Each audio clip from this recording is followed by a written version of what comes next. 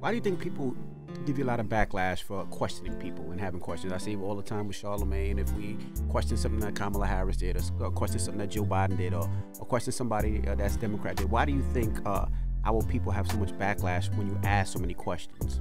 Well, because I think that they don't realize that they've been manipulated against their own interests. And a lot of it is, you know, when you start telling the truth, you become a problem to the establishment, right? So if you're the military-industrial complex and you want people to just kind of sleepwalk into another war, and I'm sitting here telling you that, you know, Pentagon just can't keep finding the trillions of dollars that they send overseas. They've got this budget and they're sending all this money to Ukraine, and then they say, oh, we don't know where all the money went. It's being laundered and it's being sent back to a very small group of powerful people. And so when you have someone like me who's cutting through all of the emotional arguments, you have to turn that person into persona non grata, right? And what better way to do it than to have their own community attacking them and saying that they're, you know, pro-white or anti-black. I mean, it's a nonsense things that they say about me. If you listen to what I'm actually saying, I'm sitting here providing a blueprint for Black Americans to get ahead, because it's time, okay? It's time. We've been doing this for a very long time in this country. Black America, wake up, okay? They don't like you. They don't like us, okay? There's so you're not anti-black. America has, yes, government. America. Yeah, like the government, the American government. Why would you think the American government wants to help you? Well, at what point in history has that proven to be right? And I'll challenge that, and I'll make it wider to all Americans. When has it ever been the circumstance that you felt that the government really just was out for your own best interests? Think of them as a corporation. They want to grow themselves. They want new departments, bigger departments, larger budgets like any other corporation would want. And they never want to leave DC because we don't have term limits, which we should have, right? If we had term limits and said you can only serve for 4 years, well, then guess what they would be doing for those 4 years? Trying to shrink government, because they'd have to come back out and be us, right? When you look at the way that your tax dollars are being spent, you should be outraged. You should be angry, but stop thinking that the enemy is, you know, they constantly have us arguing against each other, women versus men, black versus white, you know. It's a nonsense. The reason why they want us constantly warring is because it distracts from all of us coming together and taking a look at who the real criminals are. And the real criminals are this small group, this small cadre of powerful people that I think we're virtually all still on a plantation. They just made it look nice. You know, you got a nice chair. We got nice chairs here. But I think we're all still on a plantation. Shut up. It's for the baby shower. So is this the reason why I haven't really heard you pushing people to vote for any particular candidate? Just go around? Yeah, well, I mean, I'm very clear about the fact I let everything play out, but I absolutely love Vivek Ramaswamy. Obviously, he's not running anymore, but his ideas and his laser sharp focus on what the actual issues were, I thought he was absolutely brilliant. I'm obviously voting for Trump. You know, we were all doing better under Trump. It's that simple. I don't care what else they have to say, the libels, the smears. I get it. You do it to me. So I just don't even pay attention. I actually find it to be quite boring now, you know? What economically, what were the reasons? Because, you know, you said that, you didn't like that Republicans were giving out money during 2020. Both. They were just giving out money during COVID. It was crazy. But that's what a lot of people loved. They loved the stimulus checks. They loved the PPP. So when you say you were doing better under Trump, that's what people point to. But look at the circumstances it took for that to happen. We don't want to have to go through another pandemic in order to get that money. Yeah, but the point is that should provide to you a lesson how the government works, because people weren't even thinking ahead. You're like, yeah, I'm getting this free check, so I'm not going to work. Again, incentivizing poor behavior. What ended up happening was a lot of the mom and pop stores closed. Right, a lot of businesses actually had to fold because they couldn't sustain it under the economic environment. They just couldn't thrive. Employees did not want to go to work. It was crazy. And so what ends up happening is the individuals get weaker and the corporations got bigger, right? Only the corporations could have survived in that environment, which is what unfortunately ended up happening. And then we put our own selves on the hook to be taxed into oblivion, to keep paying into this ridiculous thing that we agreed to pay into. It would have been much better for us to instead say, I'm happy to work. I don't want your small check. I want you to stop taking tax dollars from me. You know, shrink government, don't make it bigger. That always has to be the economic narrative. If you want to make government bigger, you are taking from me. Government does not make money. We make money, right? Government can only take money. So when you're advocating for more government solutions, you are literally advocating for the government to come into your check and take more money from you. Oh, that makes sense. But how were people better under Trump, though? What are some things that you can point to? Well, I mean, like I said, common sense. Everybody was living better under Trump, but just in terms of the environment for people that were entrepreneurial, definitively one of the first things he did was he started slashing regulations, slashing these barriers that prevent people who want to go into business from starting a business because they learned that there's all of these government agencies that are, you got to get this in place, you got to get this in place, you have to get, you know, this license. That's government agencies that are actually standing between you and starting a company. And so on his very first day, he was just like cutting regulations left and right, saying throw this one out, throw this one out, throw this one out, which freed up the markets. At the end of the day, what I am is I'm a free market capitalist.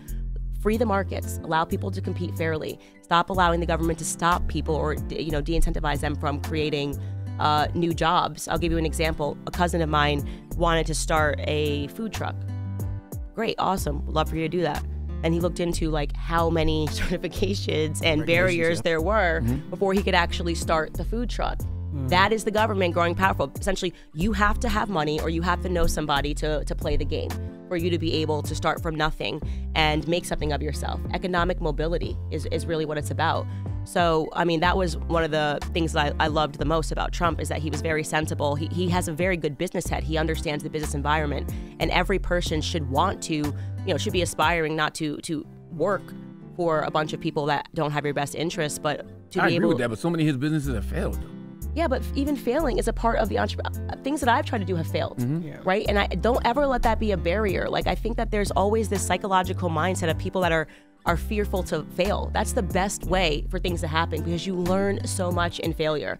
And people always want to point to and mock somebody for failing. Like, oh, she tried to do this and then she failed. Well, at least she tried, right? What are you doing? And everybody has losses. Yeah, and you learn from them. You grow from those losses, you know? And that's another, that's the thing that really bothers me too, is like that psychological conditioning of like, well, what's the point in trying because you might fail? It's like, no, you should try and you might fail. And then you'll learn, and the next time you try, you might make something of yourself. We see that in the cannabis industry where it costs so much to even get in the industry, why you see not a lot of minorities in the cannabis industry. But I want to talk about the business that you tried to open that you couldn't get because there was so many regulations against you. I thought it would have been a great business. Now that's the one where you can actually find out the person trolling you or talking shit about you online, talking fake news, and you could actually find who they were. What happened? No, so that was actually, this was crazy. So I actually never got to start the business that I wanted to do. It was this, I wanted to create an app called Social Autopsy. And I wanted to create it. It was actually really misguided, but it was because of what happened to me in high school. Like, I thought that it was really harsh that those kids, some of them were really young, ended up getting arrested because their names got publicized, and they got arrested for a hate crime. And it ended up ruining a lot of those kids' lives. Like, a lot of them had suicide attempts. I heard that one of them ended up changing their names. It's just a little too young for us to be smearing and libeling people. Kids are dumb.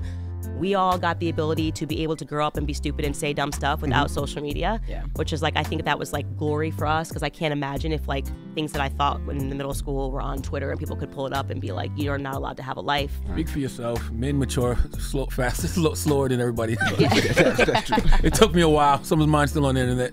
Okay. Yeah, but I think it's unfair, and I think that a lot of times we're all talking from this castle of like, oh, these kids are horrible people because he said whatever when he was 12 or 13. It's like, you don't have to live through what those kids are living through with social media. But I wanted to create this app that would help them, because rather than them having to get like arrested for saying something, like there could maybe be like a school could, make it a part of their academic record or something else. It was extremely misguided, but my heart was in the right place. But before I could even launch it, I put up a Kickstarter because I didn't have money to fund it. The Kickstarter got taken down because they said that this would be doxing, and it was actually a really wild situation. But it was just, I was kickstarting a fund for it. But I'm glad it didn't take off, because now I realize why people think that it would have been really bad for free speech if that had happened. Why? Well, they think, now when you look at this environment and see how people are treated when they say one thing 10 years ago, could you imagine if there was a whole app that had that? It would have been used for evil. It really would have been used for evil. Now, I want to go back to something you said earlier, because I know a lot of people will hear you say, well, Candace, you're speaking a lot about, the black family, but then you married a white man. Yeah, Dr. Umar would have a huge problem with that. Yeah. Are you familiar with Dr. Umar? I have heard of him. I have not listened to him, I'll be honest. What is his argument, actually, if you could just repurpose his argument He for me? feels everything black. No. Yeah. Yes, it is. Every damn thing. He feels black men should be with black women, because when you're talking about it from an economic standpoint, you want to grow the wealth as a black family. But that doesn't... And if you marry somebody from another race, then, your wealth will be with that person, and he doesn't like that. Okay. I would love to talk to him more about that, because, it's always very interesting to me to hear this paradox of black people who will make an argument that, the system is racist, and then also make an argument like this, which is essentially making an argument for the Supreme Court to revisit Virginia versus Love and basically say that Black Americans and white Americans shouldn't be marrying. I think the greatest thing ever is when people come together on the basis of who they love and get married. For me personally, I never thought of my husband as a race. It's very interesting to me that see people go, she's married to a white man. When I look at my kids, I'm not like, oh, my kids are mixed. I married the person that it made the most sense for me to marry. I have a mind that is just, if you even knew half the things that I'm thinking about, the stuff that I'm reading, just go all the time. It was difficult for me to find a partner that was a challenge to me, the challenge that I needed, whether you want to say like an academic challenge, whatever it is, with my same interests. It just was. What you will know, a lot of times people think that when people come together, it's because of how they look. Actually, I read this in a Thomas Sowell book, or maybe it was a Shelby Steele book. People tend to marry their IQ, which is interesting. You think like if you see two Black people together, oh, it's because they are two Black people, but actually they are probably better matched based on their IQ. I fell in love with my husband just because I think he is one of the most brilliant people ever. I love him very much. The stuff that we talk about, I'm like, there is no other person that I could have married. We have 3 beautiful children who are growing up in an environment that I am just so happy that I was able to, what every parent wants, to give your children better than you had, And that's all I can say. I'm just the luckiest person in the entire world. How was he going to feel about you not finding him attractive, just liking him for his mind? Oh my God. What? He got the smear already ready for the journalists that are listening. Candace says her husband is not. It was a bonus that I also think that he's beautiful and gorgeous and handsome, but it really was about his mind, his ability to just dive into any subject and comprehend it, just any subject. I mean, whether you're talking about mathematics, economics, politics, he could read a book on chemistry, read a book on building houses, and he just comprehends the concept very quickly. So I know I married the right person, and I want every person to never allow race to be a barrier to you finding love. That is so foolish. That will stop you. And by the way, there's this. There has been so much toxicity, particularly in Black relationships, because of the media portraying Black men as this or Black women as this. And we just have to stop doing that, Yeah.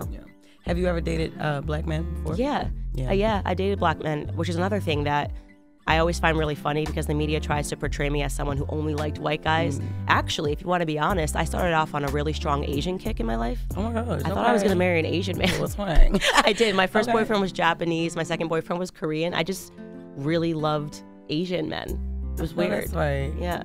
I was in Stamford, Connecticut. There was an Asian population in Stamford, Connecticut? Yeah. Well, I mean, there's Asian population everywhere. I don't know. Was there a higher one in Stamford, Connecticut? No, I think I just pursued Asian men. I don't know. I just liked Asian guys. Yeah. Candace Owens fetishizes Asian men. Oh my gosh.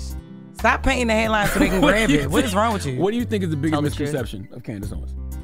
I think the thing that I hate the most is the media always makes it seem like I'm so angry all the time, which that stereotype is crazy. I have such a good sense of humor, and I always have so much fun. Genuinely, I'm having so much fun on my show, on my podcast. I think that the worst stereotype is they have me as somebody that's angry and hardened because they're always pulling out just one excerpt of something that I've said, and I don't like that because I have just a great sense of humor. Yeah. I laugh even when they get me good. If they do something and they say something that I'm actually, I hate this person, but that's kind of funny. I do look like that. I'll laugh. Yeah. I saw that when Chappelle Yeah. Said what he said. Yeah, because I was just thinking, I'm like, listen, Dave Chappelle, I didn't even think he was actually that funny in that skit. Of all the Chappelle skits that, exist, I didn't think he was that funny. I think he was really angry throughout that skit. But also, it's Dave Chappelle. You know what I mean? It's Dave Chappelle, and he knows my name, and he knows who I am. And I think that you need comedians. It's a protected space, and even if they're making fun of people, as soon as we start killing the jokers, we're no longer living in a society that we want to be in. Trust me, when the kings start killing the jokers, it's not good. And I love Dave Chappelle. I grew up on Dave Chappelle.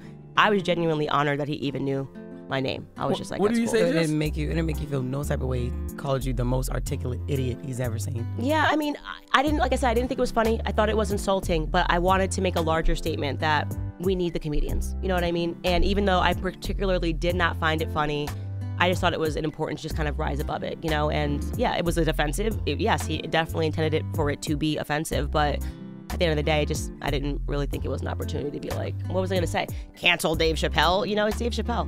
Yeah. Now you accused T.I. of performing earlier, but you know you got a platform too. So do you find yourself performing at times? I'm genuine, so there's never going to be a person that comes onto my show or a person that I've talked to that is going to be like Candace and flipped up, you know, when the cameras were on and started saying things that she didn't say to me privately. That's what I mean about a performance. Why did you do that? You and I had spoken on the phone multiple times. I know what you think. I know that you veer conservative. So what was that? Actually, what was that? No, for me, I actually say what I believe. You know, I actually believe the things that I'm saying. And people just find that to be incredulous. How could a black person not be a Democrat? How could she not honor Lyndon Baines Johnson's dream to have, you know, those N-words voting Democrat for the next 200 years? Because I learned my history properly after I left school. You know, because now I see that the people that I thought were my saviors are actually avowed racists, and what they really wanted to do was just to recreate the slave plantation. And when I see people like T.I., it gets me angry. It does. People should be angry. People should now be questioning full stop, especially after the Diddy lawsuit, like what's real and what's not. Who's being blackmailed, you know? Who maybe, you know, is being controlled by certain people. I don't know. These are questions that I think people are ready to start asking, but I definitely have a huge question mark on T.I. What You is mentioned this Diddy lawsuit. I was about to say that you mentioned Diddy lawsuit twice with T.I. What's up with the Diddy lawsuit? What do you mean what's up? You guys have definitely covered it, right? Absolutely. It's crazy. Absolutely. You know, it suggests that he was the Jeffrey Epstein of Hollywood, that there's a blackmail ring, that people are being given drugs, they're doing things while they're drugged, and then those people are controlled, right? Because if you're a rapper and your brand is hardcore and I have a video of you kissing a guy and I'm like, I'll release it unless you say or do or take this position, that's a blackmail ring, right? So T.I. wasn't in there though. no, he wasn't. I'm just okay. saying that the Diddy lawsuit kind of led me to ask some larger questions about, okay, because I have been feeling like in my heart that something weird's going on with black media. You know, I'm like, what is this trash that we're trying to sell as good music? This isn't black culture. I hate that black people even call it black culture, because that's like, no. Vultures came in and took black culture, turned it into something else. Like I said, I've said it many times, I grew up listening to Lauryn Hill. Stop trying to tell me this is black culture. Like, I grew up in my grandfather's house listening to The Temptations. Stop trying to tell me if this is black culture. It's not. This is well, black rotten. people aren't monolithic. I mean, you're like, even you're an example of that. No, I'm not saying we're a monolith. I'm just saying that black people create magic when they want to, okay?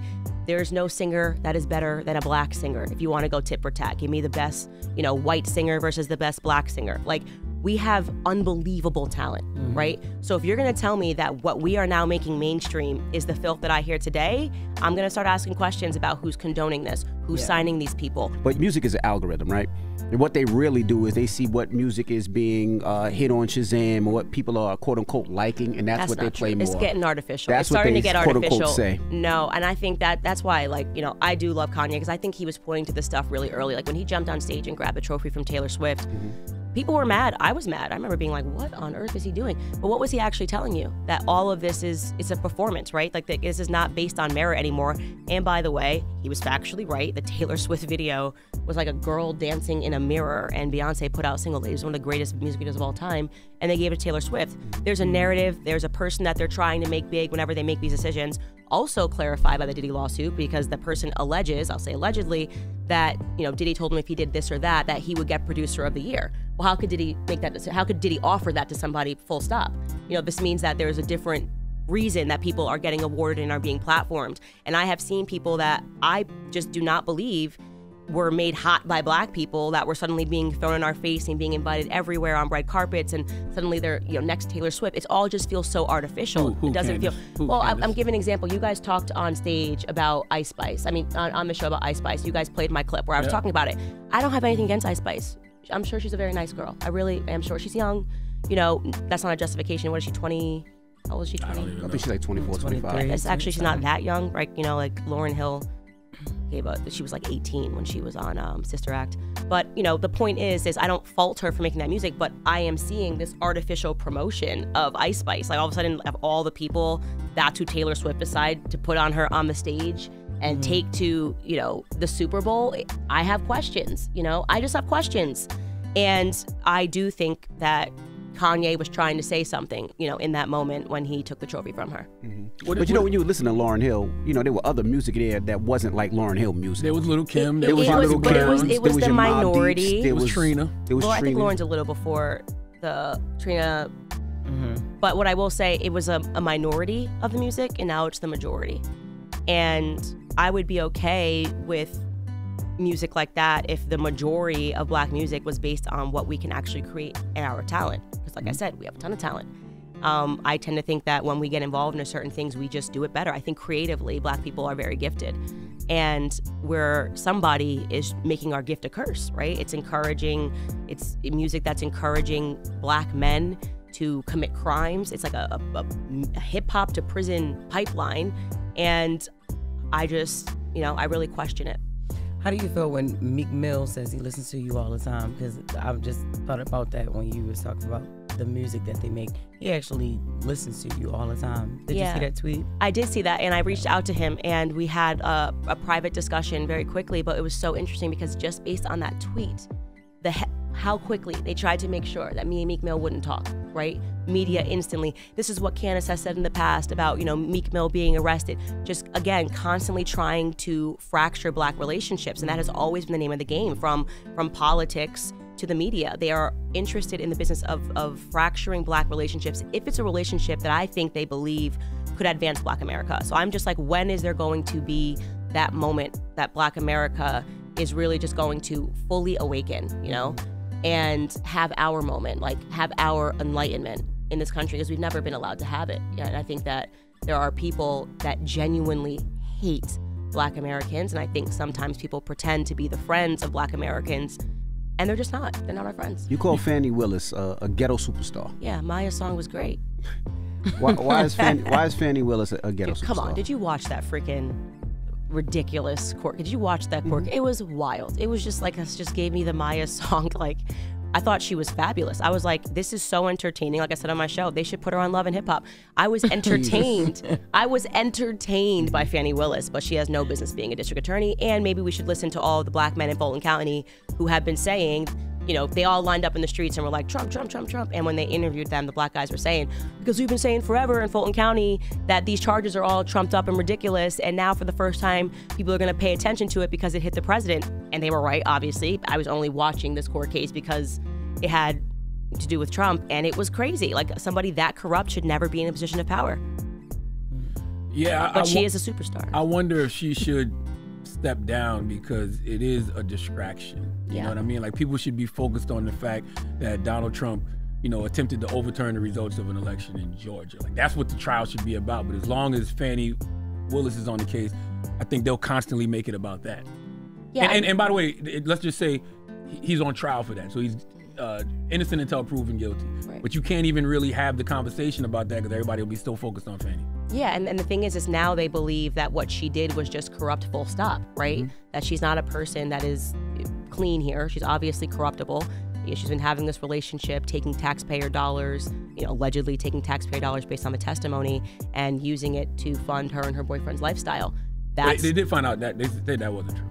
The money part. They said it on the stand. Mm-hmm. So that's why they're saying that, like, this lawsuit will lead to more lawsuits. I mean, this trial will lead to more trials, rather, because she said it on the stand. I pulled a clip of her saying that she takes out cash, and some of the cash is from when she was campaigning. I mean, she implicated herself in some other severe crimes while she was on the stand. And that's why I think it's going to constantly be a distraction. It is. That's why I think she should just step away from the case altogether. I agree. But they are saying she's not going to, so it's going to be more of a show. Now, you said you don't perform, but you said you would put your entire professional reputation on the line. That First Lady Bridget Macron is in fact a man. Guys, how do you prove that? I am so happy that you asked me this question, because to me, this is the wildest thing that I've ever looked into.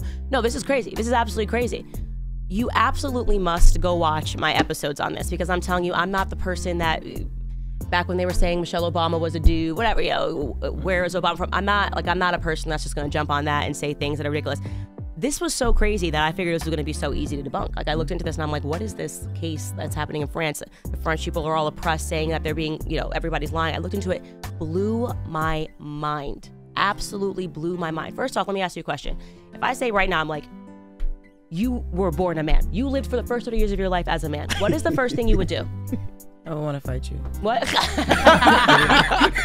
And then after that, let's say you're the president of France. After that, if you if I'm like 100%, she lived as a man, like she didn't exist until she was 30. What would you do? I'd be upset. I mean, I would be angry. I would be upset. Yeah. What do you want her to do? Show you her Yeah, you want to genitals? show you No, I'm just genitals? saying, Vagina? no. I don't know. It's the easiest thing to debunk. You just like a classmate, a yearbook. Oh, so your birth certificate? Oh, yeah. So Not yeah. even a birth certificate. I mean, like I would just ignore Oh it. yeah, well, No after way, I'm, no way. You know, No if I'm the energy. president, like Come she said, on. if I'm the president, yeah, I'm providing some type of credential. Like, nah, 30 years like, what of do you your mean? life, okay? 30 years of your life. Instead, Yeah, I'm proving what it. this president did, what this president and his wife did, was first sent the police to try to intimidate the journalists as they were working on this case. They worked on this case for 3 years. These were journalists. It wasn't some like random Reddit conspiracy theory. And that you know, Brigitte Macron was a transsexual.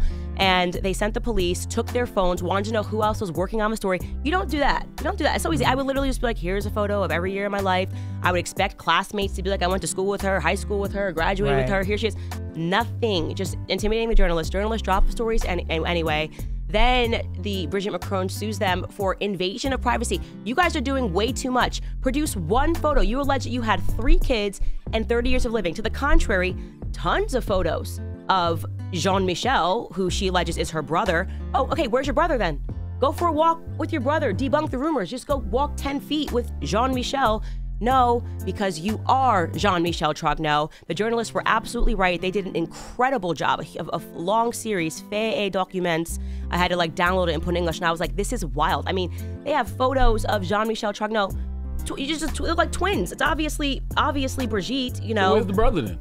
Exactly. Now Man. you're asking the right Him and questions. Kate Middleton hiding out together? It'd be What the 4 heck is going seconds. on? Don't add that to my It's story. been going on for years in France. I covered this. The French people were going crazy. They were like, thank you so much. We're being gaslit by the media. It takes 5 seconds to walk with your brother. That's just what I would do. I would walk up with my brother, and then I would give a speech, press conference. I'd be like, and this is the danger of conspiracy theories. This is my brother. It is ridiculous. This is being pushed by far right.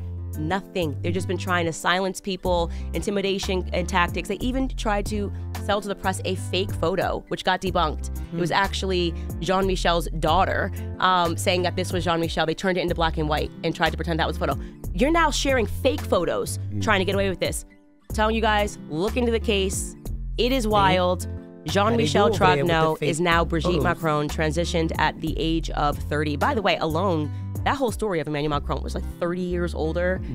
That already, we're in pedophile territory. So everything about that story has been sick from the beginning. Well, the age in France, I agree with you on that, but the age in France, I think the legal age is 15, if I'm not mistaken. Well, in different interviews, they said 14, he was 13. It's something not right there in that entire situation. And yeah, I'm telling you, look into it. It's a wild story. Now, why do you believe that Hollywood was created by the CIA? Well, before we say Hollywood was created by the CIA, I guess I should clarify because, you know, first off, you guys do know the Pentagon has a budget for film. Like there's a whole department in the Did not know that. That's a fact. There you go. That's all you need to know. There's an entire department in the Pentagon. They get involved with films, and they get involved with films for the purpose of propaganda. They always have. What movies have I they should have produced? said Pentagon instead of CIA.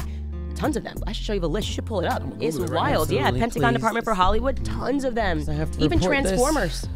Even Transformers, like, you know, because they're concerned about certain narratives. They get involved with like World War films, like how are we telling a story about history?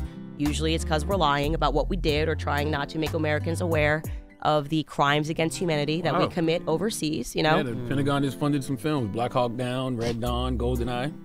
The more you know. So now you understand your experience in theaters is what your government wants you to think. They want you to think that this is how things happen, and it's usually not at all how things have actually happened. 6 of the best movies made with help from the Department of Defense. This is military. Yeah.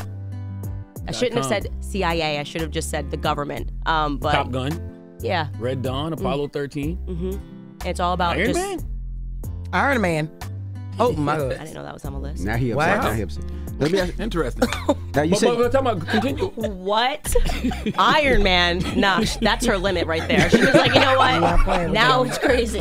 What is the point of that? Just control? Yeah, propaganda. It's crazy. You grow up in school and you think propaganda belongs to the East or something. Propaganda is the name of the game of our government. They, again, never want you to look into the crimes that they are committing, so they're constantly trying to sell themselves as the good guys. They did the most. They rescued and saved the world. They've never done anything bad overseas.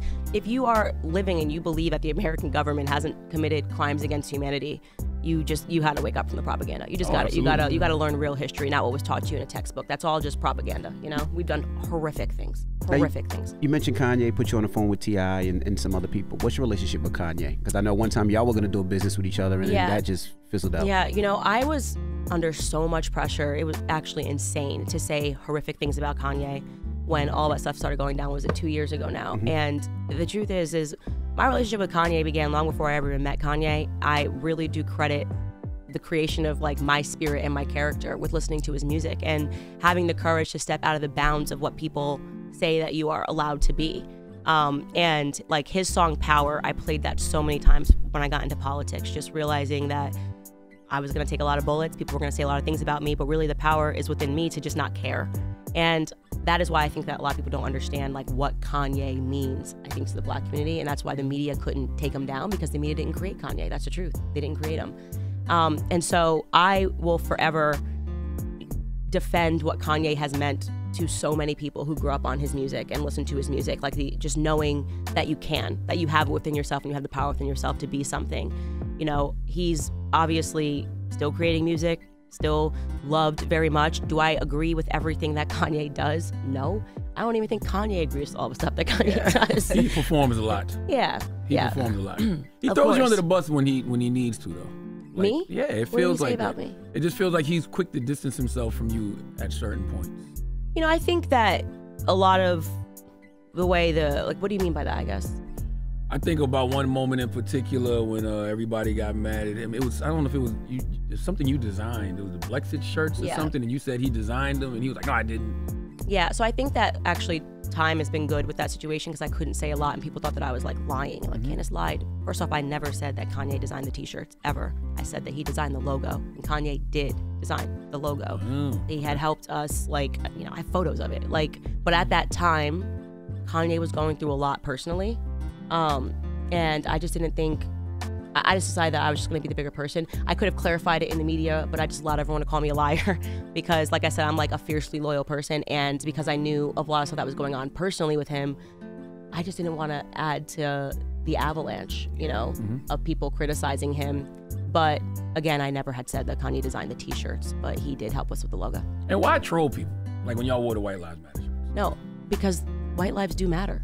And the point wasn't to troll people, it was actually to make a statement, you know, and that first off, Kanye was behind that, but he's an artist, and there's a point that he's always making it. You don't think he did this to troll. Like, that seems very beneath him. I'm just doing this to troll. I don't know. Dame Dash is this guy, and Dame Dash even said that's what he does, he trolls. But it's obvious he trolls. I didn't consider that as trolling. I definitely don't think that he would have put trolling as a part of his fashion show. He takes his fashion pretty seriously, you know. Because he's the type of person that will say one thing in private and then publicly do a whole about face on it. Has he done that with you? Oh, yeah. Really? A bunch of times. On what topic? Because I've never, stuff that he says that he believes, I've never seen him flip on a topic. Like, no, I've seen him flip quite often. On his positions? Yes, absolutely. That's interesting. Absolutely. Well, I can't tell you it didn't happen. I mean, but regarding the White Lives Matter shirts, you know, BLM, I said from the very beginning, was going to be bad. That's another one that people are saying like, oh, Candace did say this. I'm like, yeah, I did, man, because obviously it was going to be another money laundering situation. Crazy $90 million raised in no time, in a couple of months, and all that money went to trans organizations. Wild.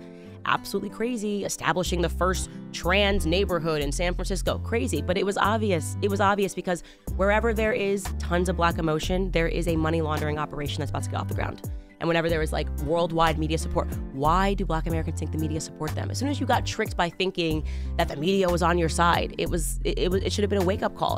It went way too global, way too fast. Corporations suddenly, yes, we believe in this. And I knew that the end result was going to be that Black American communities were going to be looted and rioted to the ground, you know? And that they were training Black Americans psychologically to believe that this was it. This was going to be what, you know, the advancement. This is going to be good for your cause. Get behind this organization that's ultimately going to hurt you and set you back, which is what happened.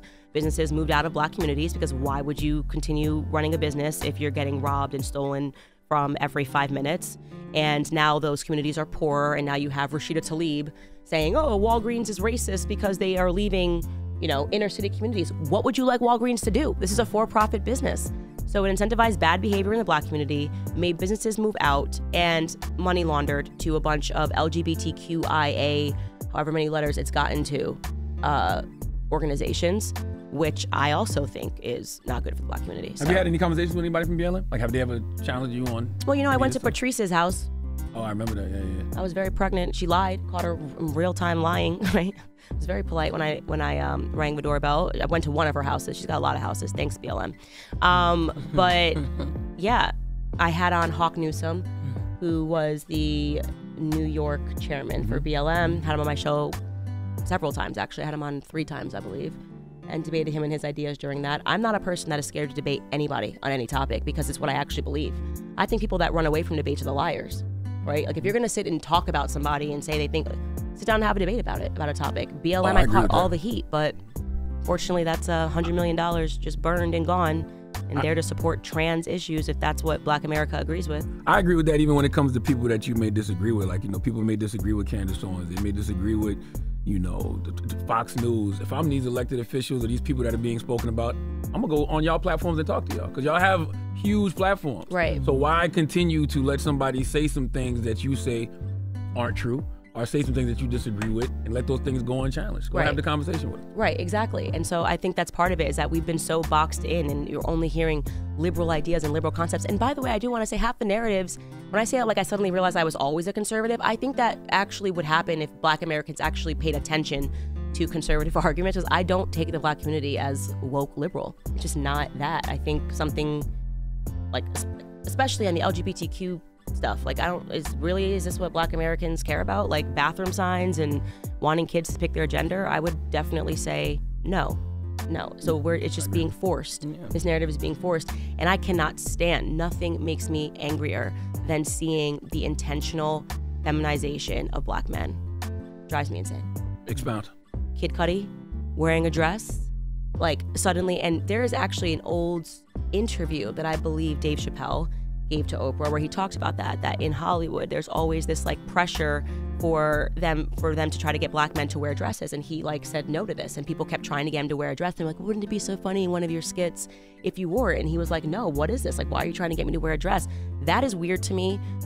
It's super toxic, and for some reason when I see that, like the hyper feminization of Black men, it does something to me spiritually. Like, it makes me want to snap. Well, I guess I'm not saying you're wrong, but there's plenty of people that be like, well, why are you not with a Black man then, Candace? What's that? That's something to do with anything. I'm of a Black man. Like my granddaddy, my dad. I'm of a Black man. It's not gonna like. Why do you feel impacted by it? Because I am seeing that intentional attack on Black men, and they're trying to condition Black men to aspire to that. When you put that on a red carpet and like, oh look, fame and men wear dresses. What is that? Stop selling that to the Black community. I don't like that at all.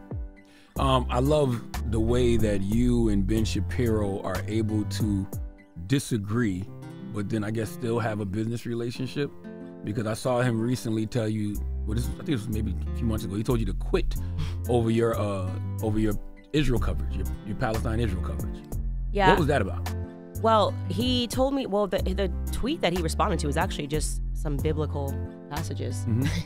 And he thought that it was me saying that I had to choose money over I don't know how we interpret it, but it was definitely not. I just meant it as like, peace, calling for peace, because there was a video circulating of him calling me a disgrace and a faux professional or whatever it was, and I decided to choose peace. And then when I chose peace, he responded to the peace with not peace. So why wouldn't he just fire you? Well, as I explained on Tucker Carlson's show, like, Ben doesn't have the power to fire me, and it's not even saying that we disagree on Israel and Palestine. I just think that he's obviously, his wife is Israeli. He spends a lot of time in Israel throughout the year. I think when you have an emotional attachment to some place, that sometimes your reaction to anything is going to be more extreme to it.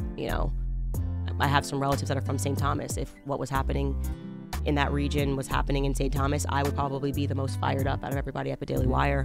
And yeah, he definitely went through, I think, an emotional time at the end of last year, dealing with everything.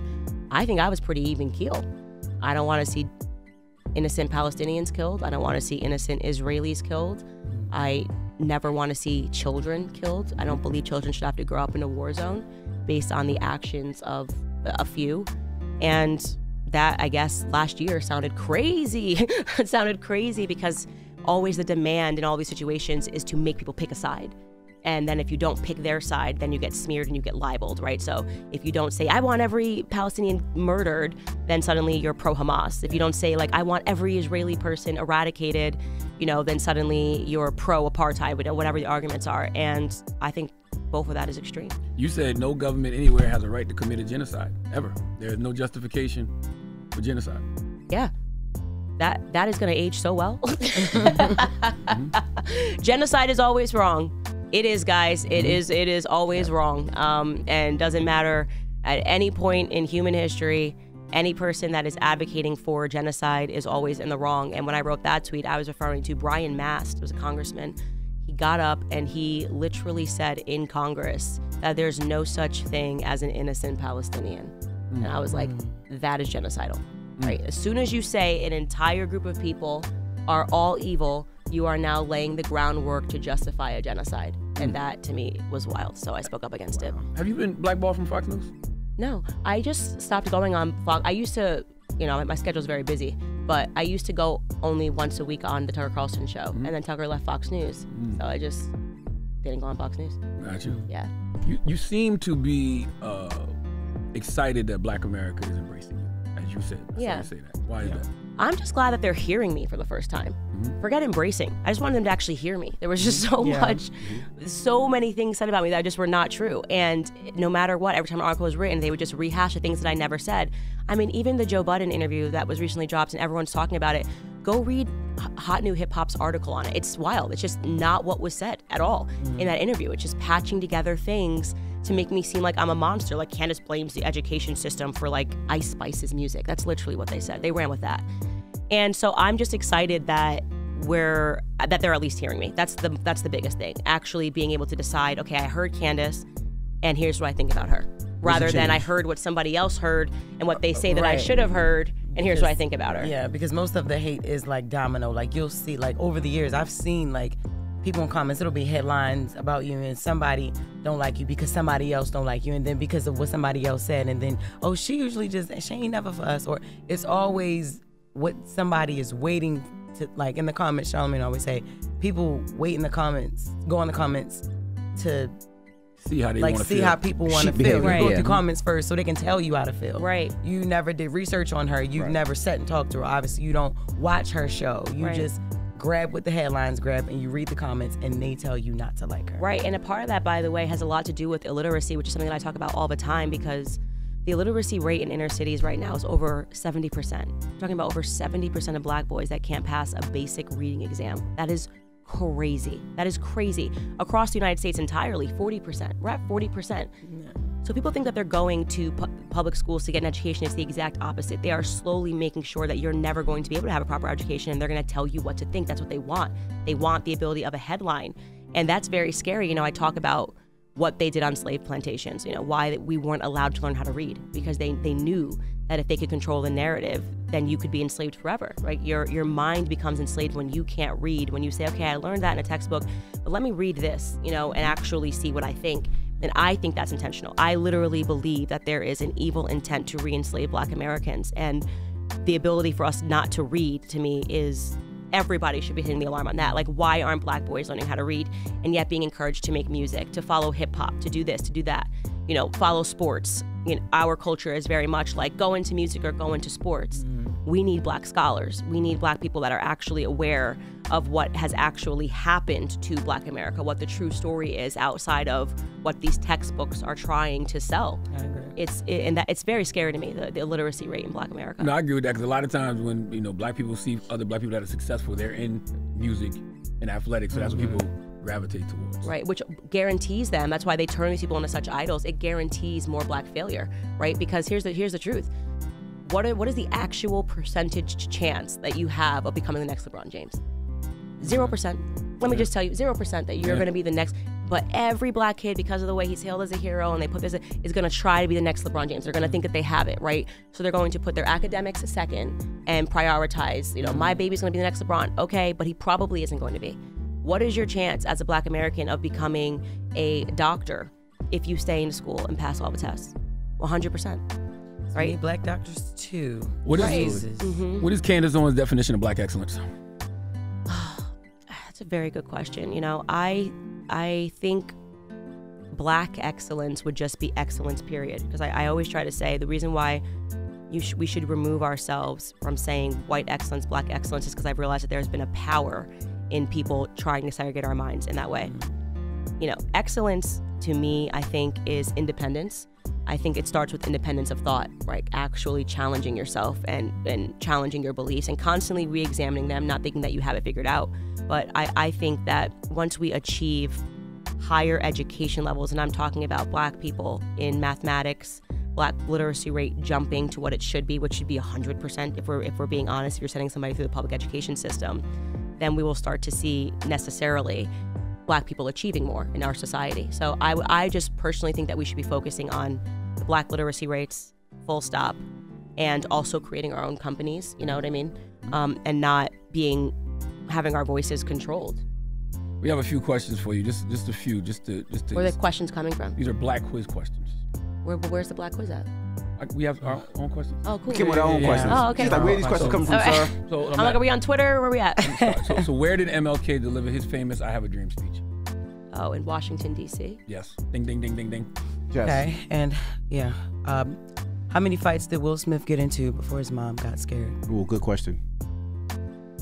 Candace, come on. Hold on. She gonna sing it. West Philadelphia, born and raised on the playground is where I spend most of my days. Okay. Chilling out, maxing, relaxing, all cool and all, shooting some b-ball outside of the school. When a couple of guys, they were up to no good, started making trouble in my neighborhood. I got in one little fight. Y'all didn't think she knew that one. Y'all didn't think she knew that one. It was just one. Y'all didn't think she knew that one. It was a little one. Yeah. No, you can't sing the whole song. They'd be like, it was a little one. It was a little one. But that's how you would do it if you was in It was school. a little, I it was a little guess. scuffle. Right. His mom got scared. Yeah. Yeah, there you his go. mom was overreacting. Yeah. His mom was overreacting. Okay, which of the following is Maya Angelou's first body of work?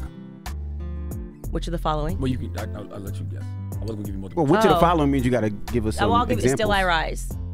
No. I don't know. Okay. I don't know. I know why the cage bird sings. Is that their first one? That was a tough one. Yeah. Yeah. Any My more favorite. I was just giving you my favorite one. And Still Still I I Rise Rise is is my your favorite Maya Angelou poem. Okay. Do you have another one? I have two Go more. ahead. Go ahead. Okay. I'm gonna do one. You do it, and I'll do another one. Okay. Finish this lyric. Temporary layoffs, good times, easy credit rip-offs, good time, scratching and surviving, good times.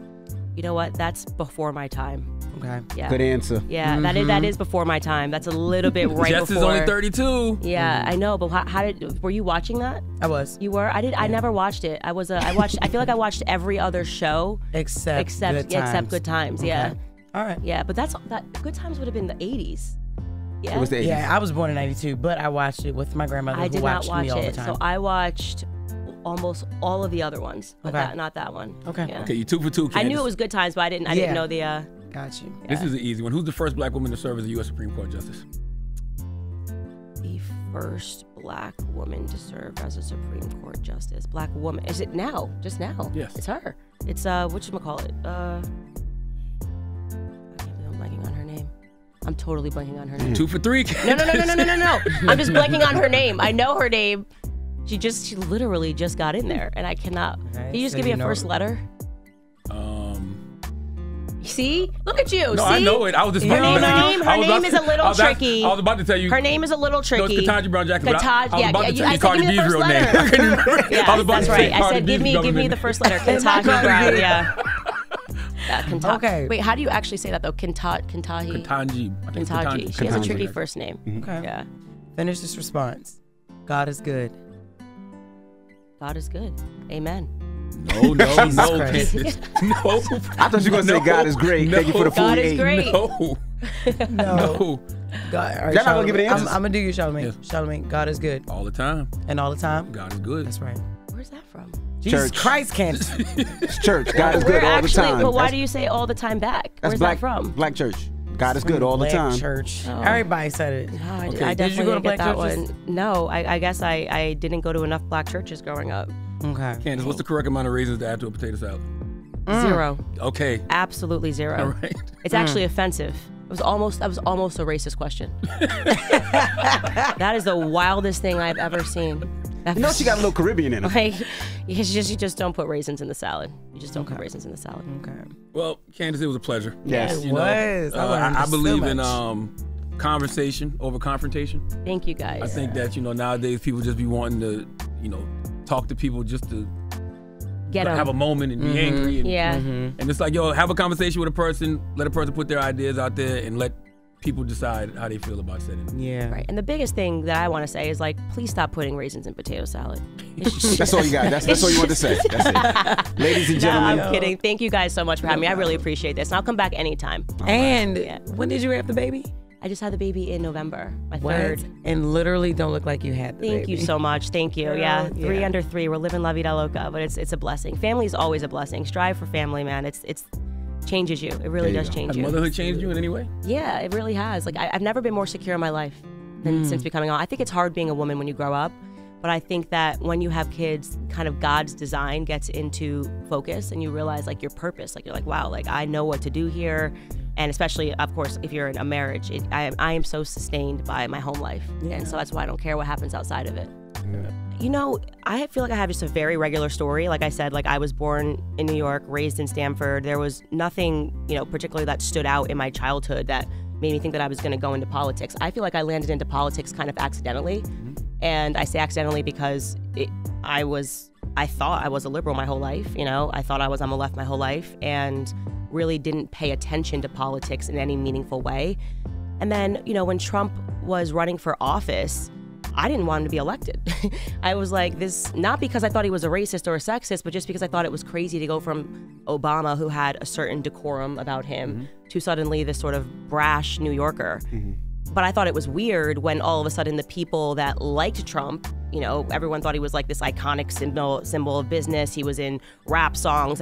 Trump was the status, flipped on him in 1 second. I didn't buy the narrative that he was in the media for 3-4 decades, and suddenly you wanted me to believe overnight that he was like Adolf Hitler and a racist. So I just didn't trust the media's narrative about him, and so I decided to actually listen to what he said. I still didn't vote for him in 2016, but I wanted to just listen to what he actually said. And then when I saw what he was saying versus how it was being reported, I just found it to be extremely dishonest. So I started researching more, learning more, and then I got kind of angry, like, just with the lies, because I do think Black Americans are intentionally manipulated emotionally by the media, and kind of kept dumb but emotional intentionally by the school system. And I started reading up on, like, Thomas Sowell, Shelby Steele, a bunch of Black scholars that I originally had dismissed as Uncle Toms. And irony now is I get called an Uncle Tom all the time. So I got what was coming. But yeah, and then I realized that actually I've always been a conservative. I just didn't know it. And economically speaking, of course, the conservative arguments make the most sense. Does that bother you that people call you an Uncle Tom? No, not at all. First off, because if they read the book, Uncle Tom was the hero. But also because I get it. How can I fault people for something that I would have engaged in for the majority of my life? I thought the same thing about Black conservatives. Like, I thought it was this betrayal, but I never actually understood it. It was just an emotional response. And I think that kind of is, if you come out of the public school system, I can't imagine how you could be a Black conservative when just the way that they even tell us our own history is just not true, Do you think that that's true with most people though? Like, when you think of a Trump or just anybody, you're fine with them, but then you learn, like, their politics, or you learn what they believe spiritually, and then you're like, you're turned off from it. Yeah, and I don't even think it's necessarily the politics. I really do think the media plays the biggest part in it, because Trump, as far as I know, Trump's been, maybe he used to be a Democrat, but he's been a Republican and a conservative for a long time. I mean, we know he had to have been a conservative in terms of economics. He's wealthy, so you'd be hard pressed to find someone that's wealthy and, advocating for Marxist beliefs. But yeah, I just feel like it's more about the media wants power. The media has a vested interest in things politically, and they like to make us think that we're having this open conversation and we're learning the truth about people. But these are just hatchet smear jobs, libeling people, and I think deluding a ton of people to turn against their own best interests. So were you more anti-media as opposed to being pro-Trump? Well, no, I actually, once I actually heard what he had to say, I was like, that's a pretty solid pitch. I mean, it was his Dimondale, Michigan speech particularly. He got up there and he just started listing all of the statistics in Black America in terms of poverty. I mean, these were just real statistics that he was talking about. And his pitch was basically like, you've been giving your vote to Democrats for 60 years. Why don't you just try something different, I think that's a pretty good elevator pitch. Like, hey, you've been doing the same thing for a long time. I'm not saying I'm amazing, but why don't we try something different and see if it gets better for you? And then suddenly I like flipped over to CNN and it was Don Lemon's like crying. You know, I think it was, I'm maybe being, but it was just, they were so dramatic and they were lying about what he said. They're like, he looked you in the face and told you you were poor. Like, I'm like, that's not what he did at all. So I just got interested. I'm a very curious, interested person. If I get interested in something, I will just take it all the way, read books. And I'm like, why are they doing this? Like, why are all the media companies that I believed my whole life just lying about it? Just say what he actually said and let Black Americans decide for themselves if that's a good enough pitch. They may have said no. I thought it was interesting, but the lying is something that I think is outrageous. It's gotten out of control. I think it's worse now. I think it's worse now because not only do you have people who will just create the headlines based off what they feel you said as opposed to what you said. You have people that will just straight up manipulate your audio, manipulate your video, just to push a narrative. One of the wildest things, the craziest things that people say about me all the time, and it drives me crazy because it's literally made up. They're like, Candace said racism doesn't exist. If you go find that headline of Candace says racism doesn't exist, they didn't put it in quotation marks because I never said it. They were like, Candace said racism doesn't exist because she's quote unquote never been a slave. The words never been a slave came out of my mouth, but I never said racism doesn't exist. And it was in the context of an entire speech. The media knew that Black people were not going to go watch the speech or try to find the original speech. They were just going to read the headline and react and be like, oh my God, Candace Owens said racism doesn't exist. Like, how could she say this? She's a hypocrite. She's a liar. This happened to her in her childhood. Yeah, you sued your high school for racism. Yeah, so well, clearly, it's actually not that's not what happened. I didn't sue my high school for racism.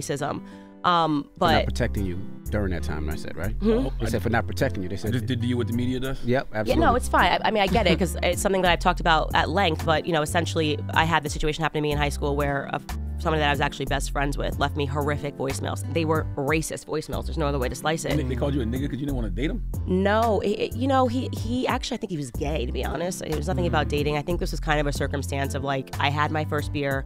I'll be honest, I got a boyfriend and I just stopped hanging out with my friends. Very typical high school, stupid stuff.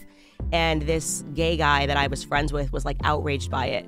And one night he was out drinking with kids that were way younger than him that I had never met, and they left me horrific voicemails. I mean, like bringing in like Rosa Parks. There was tons of threats. They did what? They were just like it was. Up about Rosa yeah, Parks. like it was. There was no way to slice it, but it was. They were extremely racist, and it was terrifying too because I didn't know who the phone calls were coming from. Long story short, one of the kids in the car happened to be the governor of Connecticut's son, so it became this sort of overnight political story. And while it was going on and there were like news cameras in front of the school, I left school and just homeschooled for, I think it was about 6 to 8 weeks. And basically we got reimbursed for the time that I was homeschooling is what happened. But Wow. yeah, so when people retell that story now, it's like she sued her school for racism and the NAACP helped her. And I'm like, no, the NAACP did not help me. They used my face and my name to fundraise for the NAACP, which is actually the reason why I don't like the NAACP. It's like a very valid reason because I was a little girl, I was 16, 17 years old, and it was a really hard situation to go through as a child. I'm not like I am now, 34 years old and married with that support system. It was kind of fame you don't want, But I'm actually very grateful that it happened to me because it allowed me to really consider what the media was. Even though I was still a liberal, I knew what the media was. Like I knew the media was all about selling a headline. I knew then I got an early lesson in the NAACP.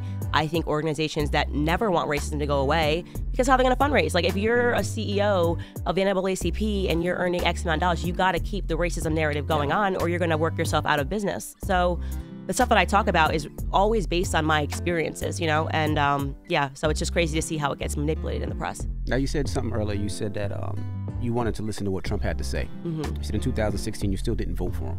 So looking at the country now, right? Of course, there's Trump, there's Biden. Who do you think is better for our community?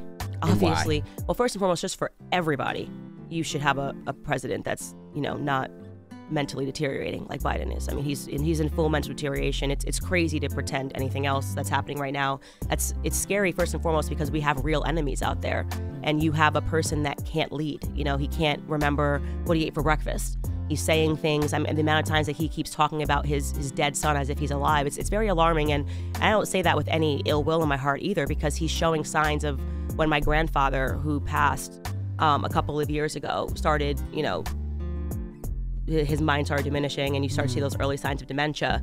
The way he walks, his gait, the way that he's falling, that this is crazy. Everyone should be outraged, whether you're on the left or the right.